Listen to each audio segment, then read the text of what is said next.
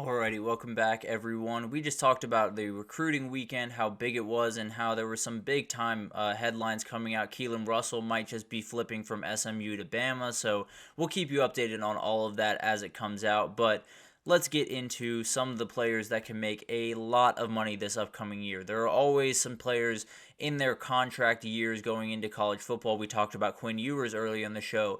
Absolutely a contract year for him, but a contract year for a number of other players that can make some big time money if they have big time 2024. So let's start to break down these guys.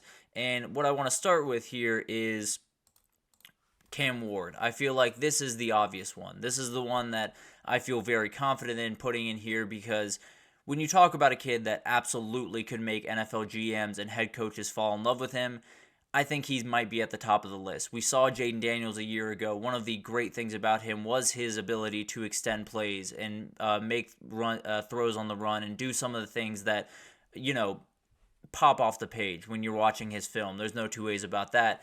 I think Cam Ward can do the exact same thing this year. He did flirt with the NFL draft this past cycle, but decided to come back, and I think he made the absolute right decision. I think he has the ability to kind of fill a void. That when you look at this quarterback class this upcoming year, I tend to lean that it's Carson Beck, Quinn Ewers, and then you have a little bit of an opening, but at the end of the day, he could absolutely jump Quinn Ewers. He could absolutely jump Carson Beck. So he could be a dude that could do incredible things, especially if Miami goes to the ACC title, wins it, goes to the playoff, does some really remarkable things.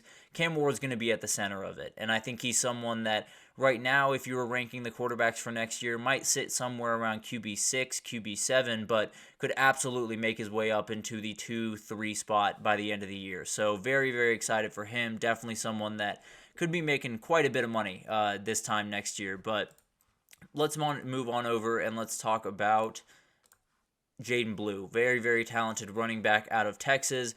This is a guy that I think is being a little bit overlooked because of all the talk around CJ Baxter. Had a fantastic freshman year and is a very, very good running back. There's no two ways about that. That two-headed monster is going to be very, very tough to defend. But when you talk about Jaden Blue, I think he has a different gear. He has speed that is just remarkable to watch, is probably the better pass catcher between the two, and is definitely someone that I think when you look at Texas this year, it's going to be a lot about getting guys out on the edge. It's going to be a lot of speed, which it is a lot of the time with Steve Sarkisian, but even more this year, I think it's going to be a lot of just spreading defenses out, making sure that they get the ball to all the playmakers they can because they have a ton of them.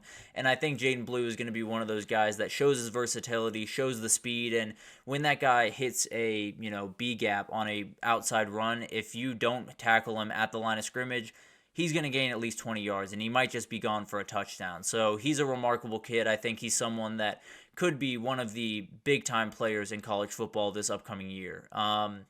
But let's move on over to UNLV, and let's talk about Ricky White. This is one of my favorite players in the entire country, one of the best receivers in the entire country, and definitely a guy that is already getting some looks on the NFL boards, but definitely could find his way up there. When you talk about this wide receiver class, it looks like it's going to be Luther Burden, it's going to be Tatoria McMillan, and then wide open. You can kind of play around Emeka Egbuka, Isaiah Bond. There's definitely some guys in there, but Ricky White is one that absolutely could make some noise and maybe find his way up into that conversation because UNLV has a big season ahead of them. They came off a trip to the Mountain West Championship a year ago. If they go back this upcoming year and win it, they might just make it into the playoff as the Group of 5 team, and Ricky White would be at the very center of that. He kind of reminds me of a Malachi Corley, a little bit more of a tactician in terms of route running, is a very, very sure-handed wide receiver. So a guy that a team could absolutely fall in love with and is going to play a huge part in this UNLV offense, that's for sure.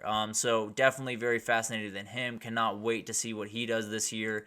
But let's move on to tight end, and let's talk about Justin Joly, a very, very talented kid that came over from UConn to NC State this last year, and he's someone that, when you talk about tight ends in the NFL draft over the past couple of years, it's just been pick the athlete and let the rest of it figure itself out. And this is about as good of an athlete as you have at tight end in the entire country this year. So I think he's someone that's going to be huge for NC State. Much like we talked about Texas, I think NC State's going to do the same thing with Kevin Concepcion, with Noah Rogers.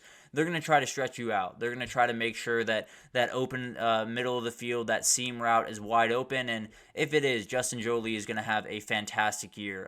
The tight ends in this class, it's going to be Colston Loveland. It's going to be Mitchell Evans leading the way. But Justin Joly is a guy that absolutely could make his way into that conversation big time this upcoming year. But let's move to offensive line, and let's talk about Ernest Green. This is a guy that, if you're a Georgia fan, frankly, if you're an SEC fan, you probably know this name, but he absolutely is going to be a huge part of what Georgia does this upcoming season, can do things that are just remarkable. And I think when you talk about offensive tackles this upcoming year, it's Kelvin Banks, it's Will Campbell, and then you're trying to figure out that third spot.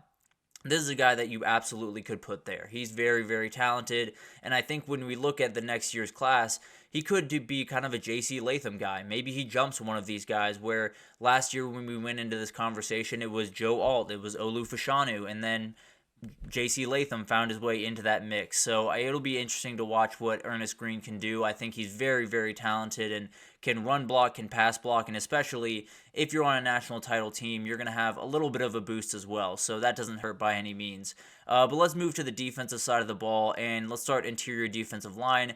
A former Georgia player in Bear Alexander, I think, could have a huge year for USC. Last year, it just wasn't quite what he wanted it to be, and I think a lot of that was because there weren't a lot of people around him to demand the attention that he needs. You know, he was getting a lot of doubles, a lot of guys that were just trying to shut him down, knowing that they could handle the defensive tackles and the defensive ends one-on-one. But he's someone that I think is going to get more one-on-ones this year because USC has done a better job building out that defensive line the way that they want it. And I think it's going to be one of those things where you can guard this guy in doubles. You can't really guard him in one-on-one. So the more one-on-ones he gets, the more dominant he's going to be. And I think he's going to be someone that is absolutely a huge part of USC's success. Now, is he going to change their season? I don't necessarily know, but he's definitely someone that I think could be just game-wrecking for them pretty much the entire year.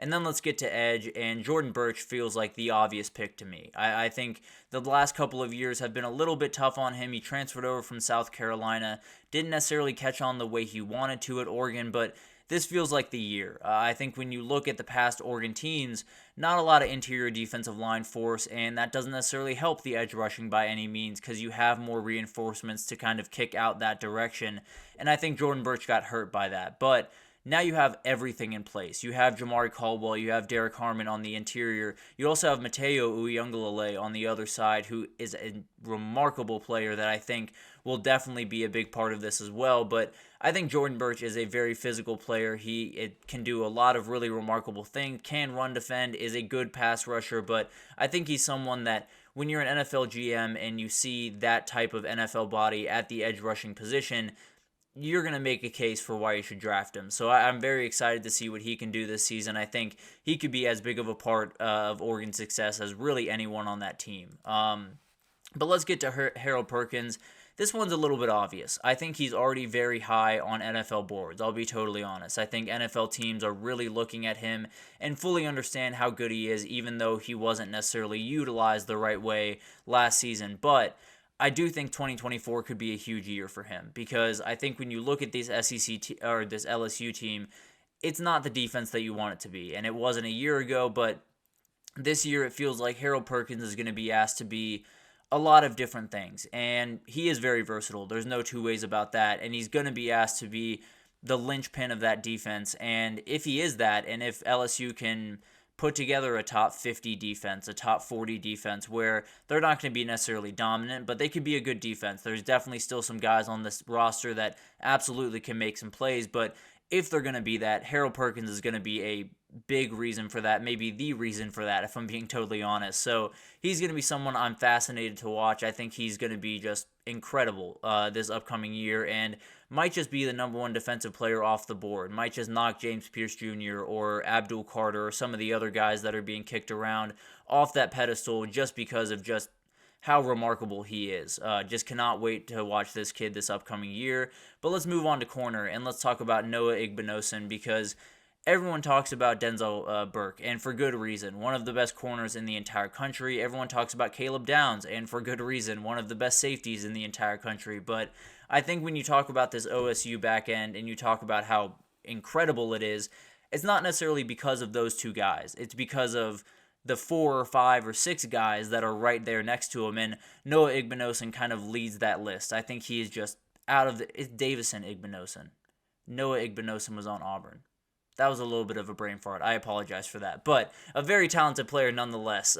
He can do just really, really remarkable things this upcoming season. And especially being the number 2 behind Denzel Burke gives him a little bit more leeway. You can be a little bit more dominant against some of the smaller, some of the not as talented wide receivers that he's going to face. So Davison Igbinosun is someone that absolutely could make a lot of noise this upcoming season. So very excited to see what he can do. I think when you talk about this Ohio State back end, he might be one of the most important players to it. And then Rod Moore.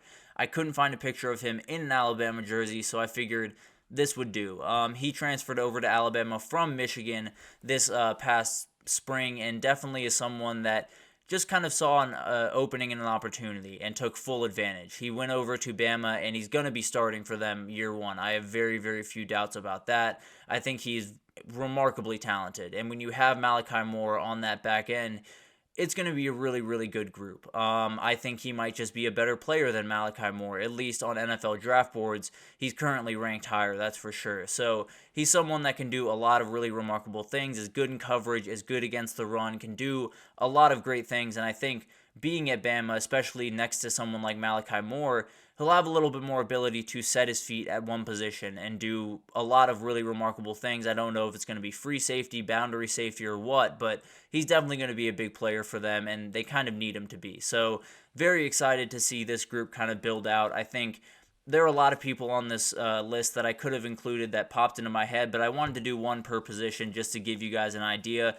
Maybe it's something that we'll continue to do because it's a pretty fun practice, and definitely a lot of guys that can make a ton of money this upcoming season. So it'll be fascinating to watch those guys.